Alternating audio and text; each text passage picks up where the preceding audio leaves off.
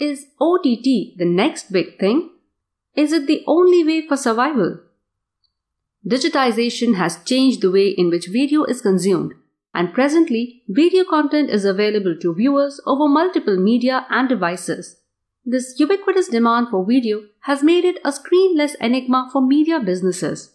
On one hand, media companies have to enhance linear TV content and services to make it attractive as a pay TV offering. On the other, they have to make their content available over multiple devices via multiple platforms to satisfy consumer demands and keep a check on the competition. With 160 million cable and satellite households in the country and many more viewers internationally for Indian content, the country presents an enviable opportunity for the media industry worldwide.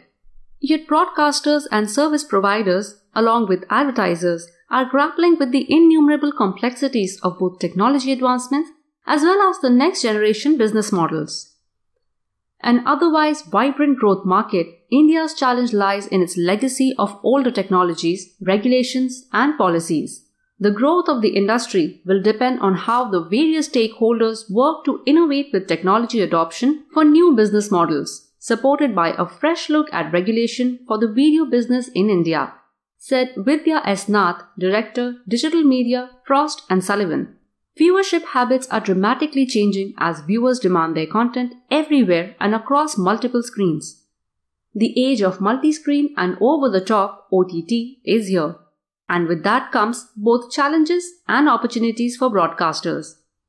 Over the past 6 months, major players in the industry, including HBO, Univision, CBS, Turner, and Dish Network, announced long-term strategies geared towards meeting viewers' changing consumption and viewership habits. These developments have signaled a seismic shift for the media landscape.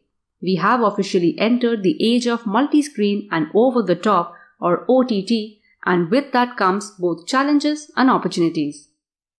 The number of viewers watching content via linear streaming and OTT remains relatively low compared to the number accessing content via traditional linear channels. Therefore, quality and reliability are not a huge issue at this time.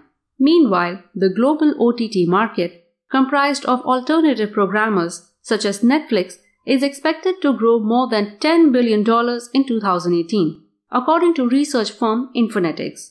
The firm states that OTT providers continue to challenge traditional pay TV providers and are in the early stages of challenging market share of the traditional broadcast and cable providers. With that in mind, Viacom's TV Here, There, Not Quite Everywhere study cautioned that while viewers may want to shift to OTT model, OTT providers will face some technical hurdles as demand for their services increase.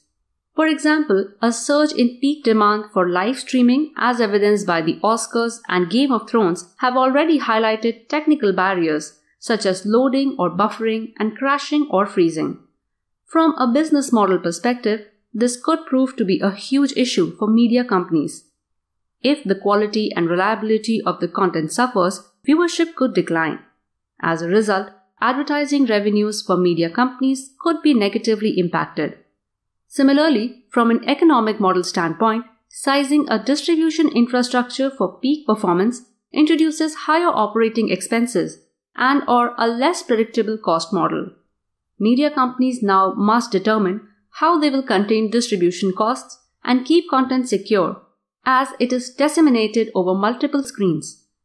Now is the ideal time to examine the technical and economic challenges that broad adoption of OTT and linear streaming present to broadcasters, programmers, and advertisers. This examination will reveal that satellite operators are ideally positioned with solutions to help broadcasters and programmers scale to meet new bandwidth demand and generate strong ARPU. Like and share this video, and for more news and updates subscribe to our YouTube channel.